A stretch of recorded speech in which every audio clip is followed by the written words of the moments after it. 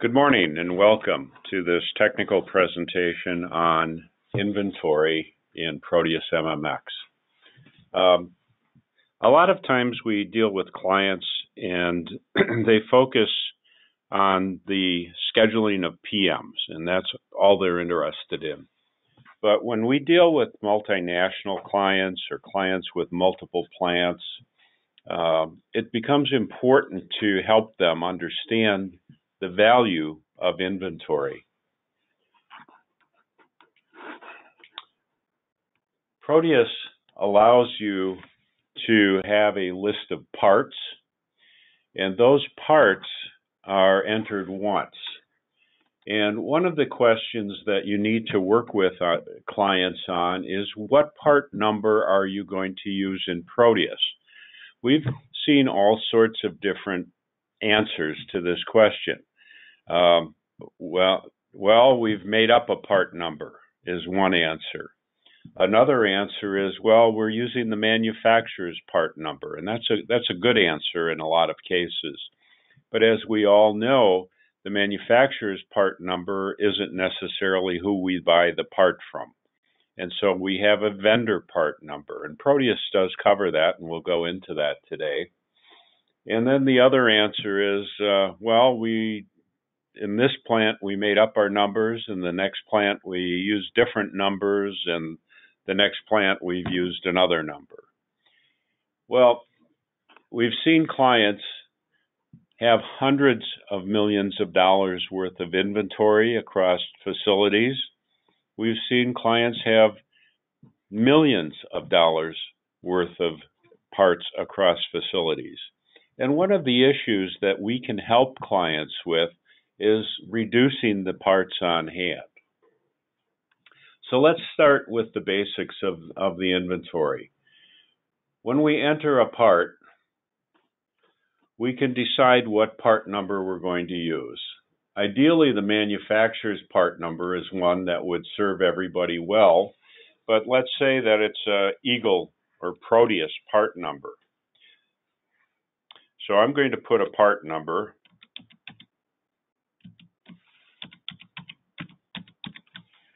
Oops, not special characters, obviously. So let's say that's our part number. And then we put a part name on it.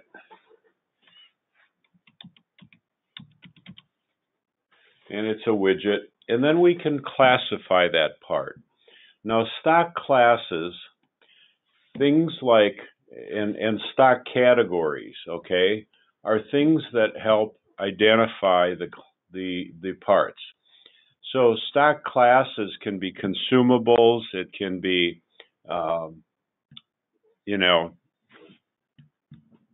different classifications that the client decides to set up. And then categories the same way. You can categorize your electrical parts, your HVAC parts, your lab equipment parts, and so forth. Fire protection parts, so that you can slice and dice why and for what am I keeping these parts on hand.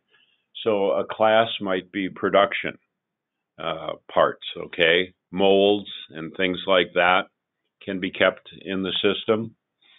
And then we have the measurement units. And today, it's important to standardize. We don't need clients with EA and EACH and feet and foot and inch and inches.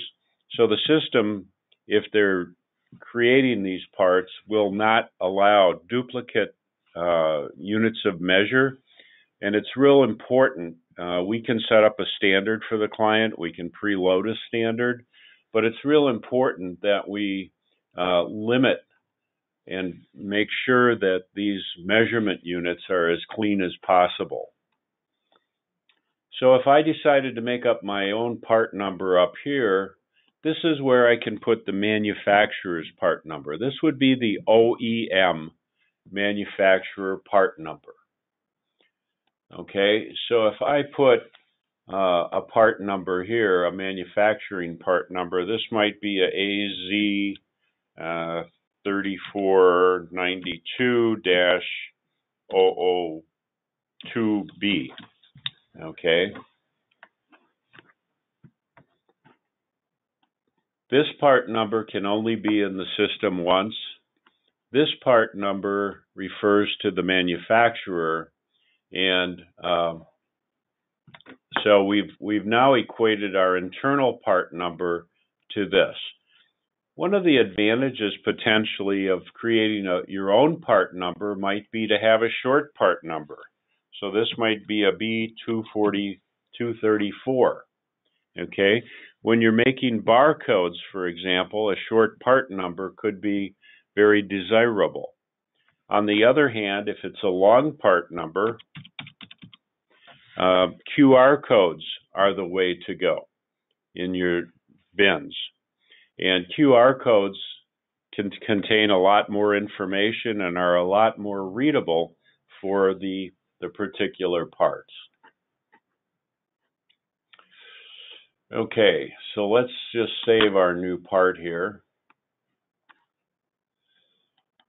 And of course, you know that we can put pictures of the part here. We can put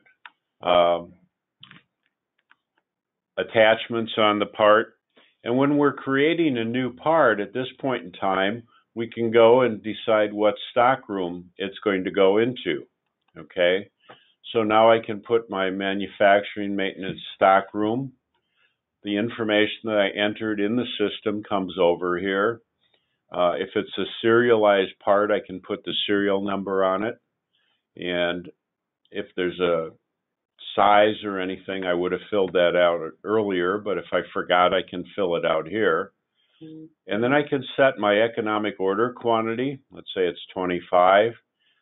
My current quantity on hand, let's say it's 50. Okay. I want to count this every year. So every 365 days, I want to count it. And I counted it today. Okay. The maximum quantity I ever want to have on hand is about 75 of these parts. And the unit cost on this part, let's say, is $1.23. And my reorder point, because I can get them very quickly, when I get down to 15 of them, I want to reorder these. Okay. I can identify the shelf and bin they go in, things like that. Okay. And anything else that I want to put in here, this is a blue widget. Okay. So I can put a further description and just save that. And now I've added a new part and I've added it into the stockroom. Okay. So if I look in my stockroom, you can see that I've got 50 of them, 50 available, $1.23. This is my currency in this case is the Mexican peso. My description of the part and the measurement unit and so forth. So that's adding a part to inventory. If I go look at my stockroom,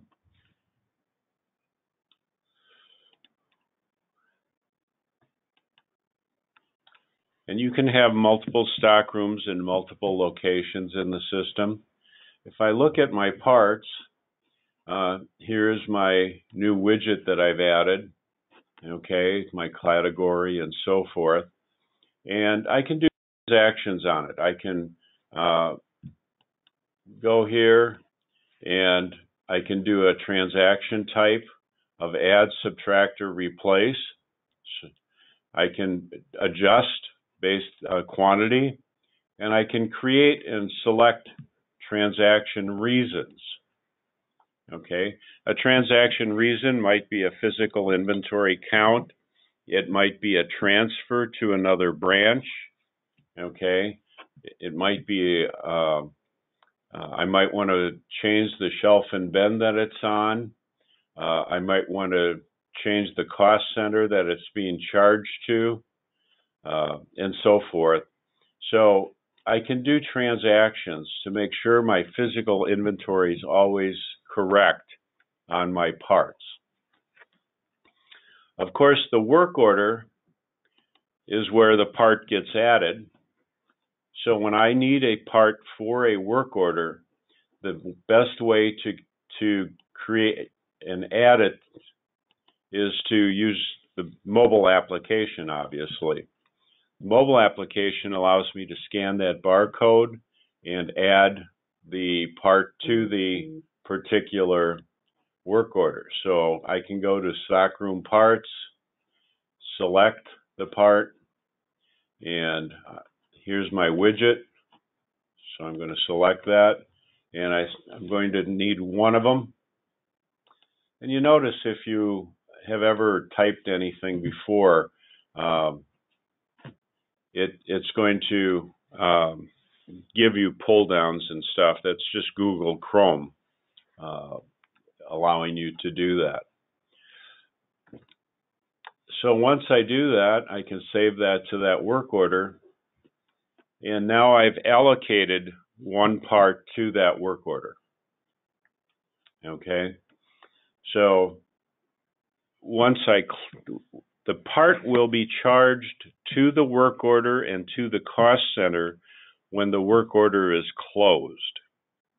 Okay. So if anybody says, when is that part charged? It will not be charged until the work order is actually completed and closed. Completing alone will not charge the part.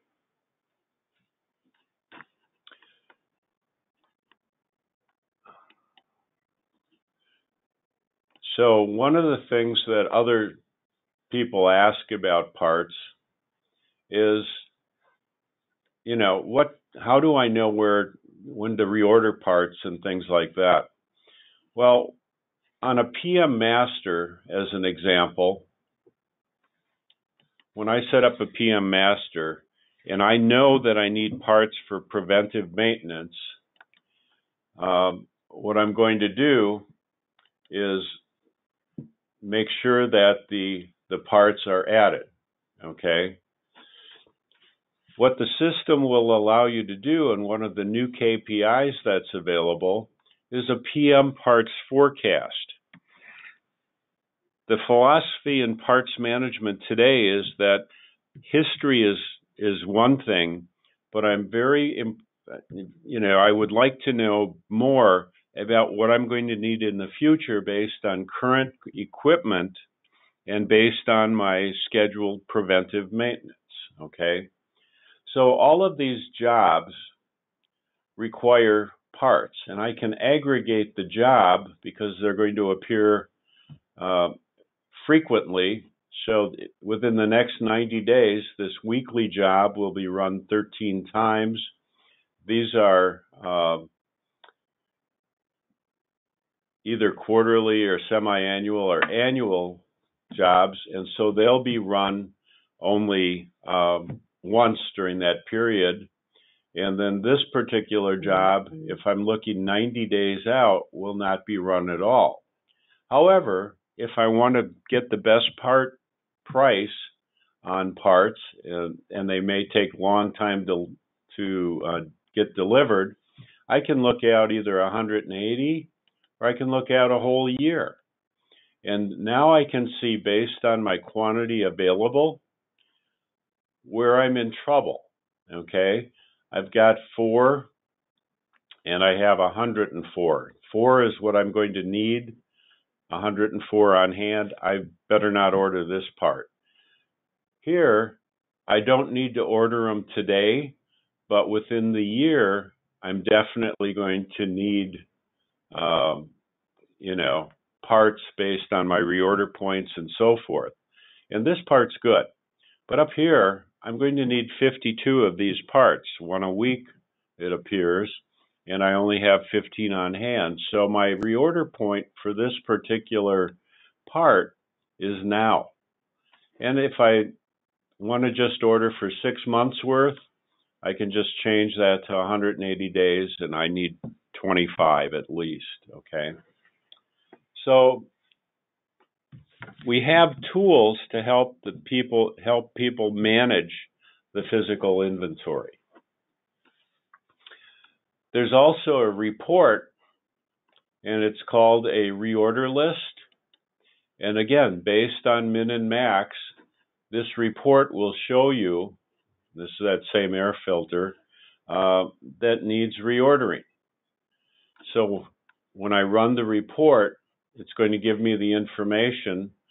I have 10 on hand, and my reorder point was 50, so I definitely need to order. Okay, and it'll give you a comprehensive report of the parts you need to reorder. One of the things that we've done is when you start creating, if you're using our system for requisitions, purchasing, when you go to buy that part, let's go back to the inventory in the stockroom. When you go to buy a specific part from a vendor, you create a requisition for a vendor. Let me just open up this widget here. We have the ability to identify the vendor that you're going to order the part from, okay? So I can put my vendor identification here and their part number. So let's say that this is a XYZ001, and this is going to be the default vendor because it's the only one that I've assigned to this part. So if I create a requisition for this part for my vendor, this vendor code 001, it's going to pull this part number along with the manufacturer part number and my part number, okay? So I have the reference point to my part number that I'm ordering and the vendor part number. If I have another vendor that I order from, I can identify that vendor and its part number. So if I'm ordering parts from Grainger and Ace Hardware Store and Home Depot, screws, nuts, bolts, things like that, I could have 3, 4, 5, 6 different part numbers for the same part. And based on the vendor that I'm going to order from, it's going to identify the vendor part number along with my part number that I'm ordering on the requisition. So again, we've made parts ordering and parts maintenance and part min-maxes and so forth pretty consistent for all of our clients. So what about that customer that has 3 or 4 or 5 plants that says, well, we don't care about parts? I guarantee you somebody does. And I experienced this with one of our clients that they ordered and wrote off the parts. And then they had no idea how many parts were in stock and if the parts were ever used on work orders or where they went. And in fact, maybe somebody took them home. Nobody knew, right? That client has since changed its philosophy and now has professional people managing parts inventory. And between the plants, they've been able to migrate their total investment down considerably to the point where every dollar that you produce in cost savings by not having to order parts reduces, goes to the bottom line of profitability times 5. So it's important to manage parts down. I've got a very large client, one of our large clients, that has been able to reduce their parts inventory and asset tracking, been able to move compressors between facilities, and had an excess compressor that they didn't need, saved tens of thousands of dollars by moving it from one facility to another. So identifying the assets you have along with the parts that you have. We've recently worked with another manufacturer that has 5 plants. And again, manufacturer part number is the absolute key to being able to tie things together. but 5 plants had 5 different part numbers, but through the manufacturer's part number, we were able to identify that there were thousands of common parts, and that based on giving them a view to manage their inventory, they're going to be able to manage down and save a significant amount of real hard dollars in this fiscal year by not having to buy parts. So parts are important. We need to understand everything about parts, about the tools we have to help them forecast the use of parts. We need to be able to advise the client on how to set parts up and how to identify the use of parts and where they're, how they're named and so forth. We do have templates to advise clients on naming conventions and things. So as you're working with different clients and you have any questions, please feel free to reach out to me, and I'll be more than happy to help you with any advice, experience that we've gotten from our broad base of clients in the value of managing inventory. So I want to thank you today for your time. If you have any questions, you know how to get a hold of me, harryk@eaglecmms.com. And as you, as our dealers, represent our product, please feel free to ask any questions.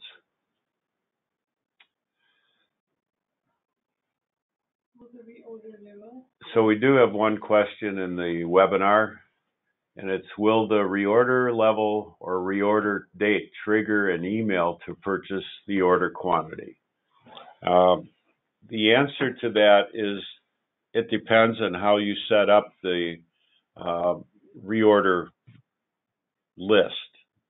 You can get notified that there's a new reorder list available by email, but most of our clients have people that are specifically responsible for parts management and will go in daily and check the reorder list. Thank you for that question. Any other questions?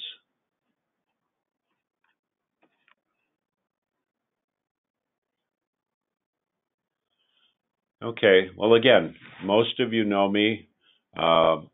If you do have questions, if you want more information on the mechanics of parts or anything like that, again, feel free to reach out. But it's important to help guide the customer.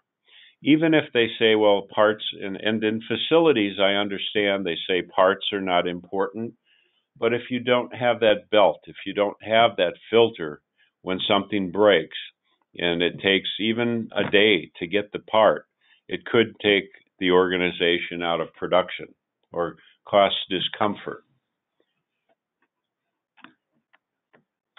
Okay, we have another question. How do you add a part in another stockroom if you already have it stocked in one stockroom? Okay, that's a very simple answer.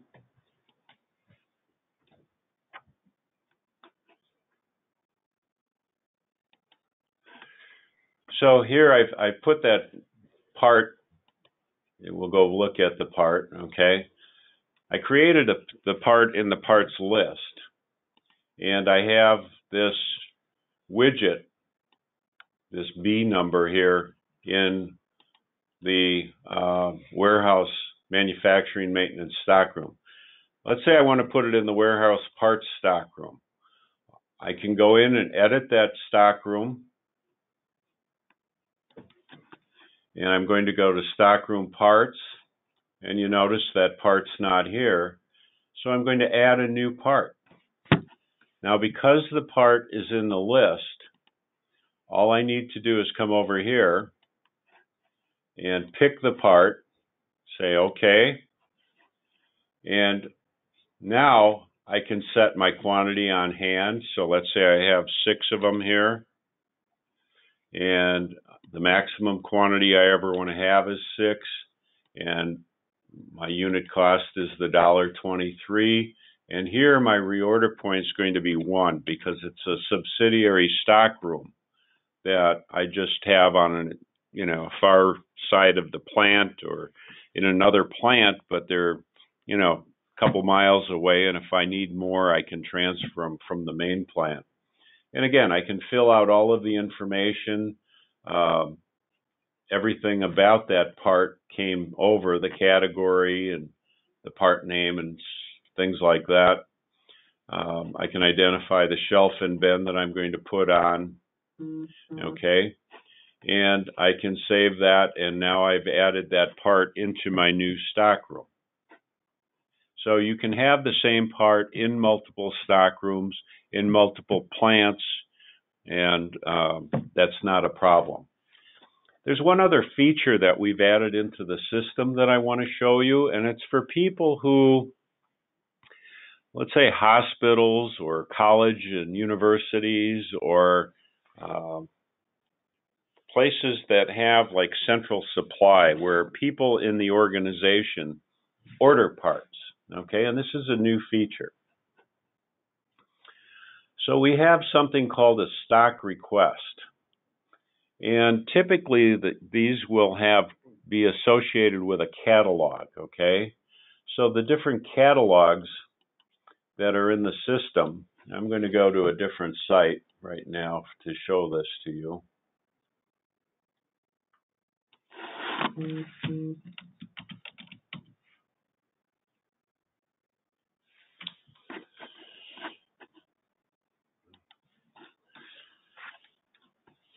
So one of the fields that we've added in the system under settings is, and again, this is an option. I'll show it to you in a second.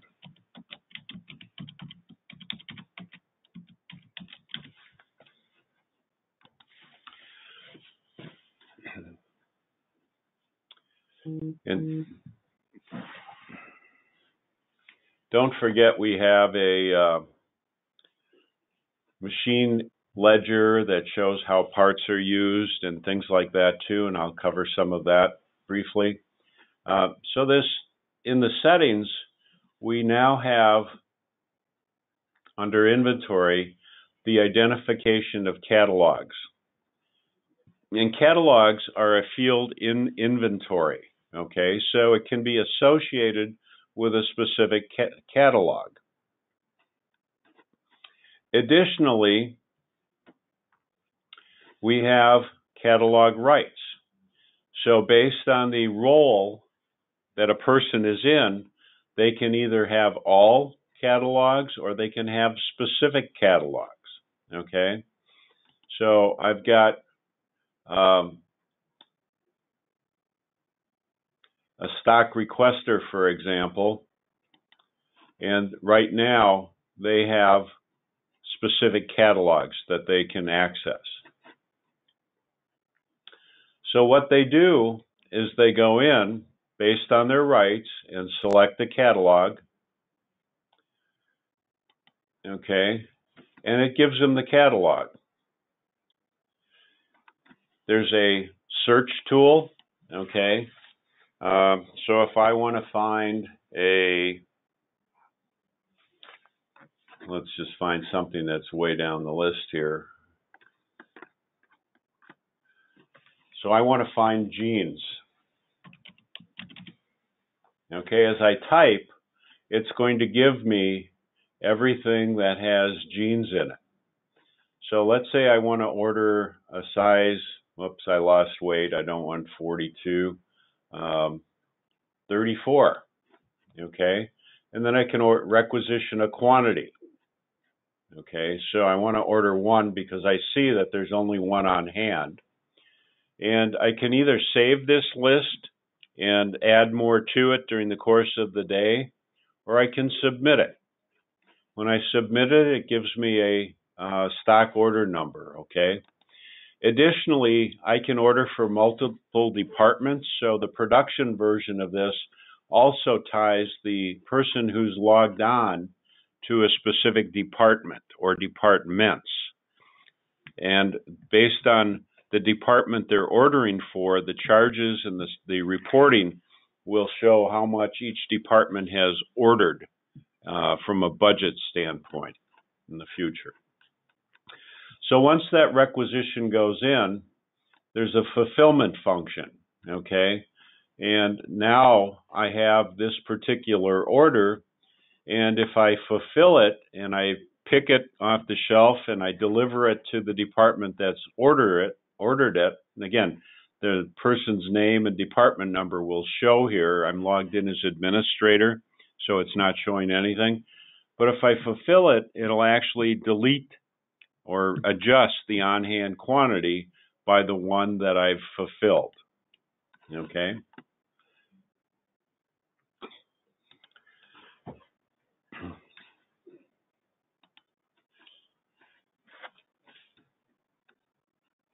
So this fulfillment list is based on the particular catalog and the stock number and so forth. And again, if I want a specific catalog, if I only want to see clothing, because that's where I'm working in the clothing supply area, I can type in and filter and find just orders that are specific for clothing or groceries or whatever. So that's one of the new features. Again, not all clients would want or need this. It's an optional feature. It's controlled through rights and roles. And it's something that is, again, depending on the client, something that'll help manage inventory much better. Going back, I was going to show you some things about parts. So when I go to a specific stockroom,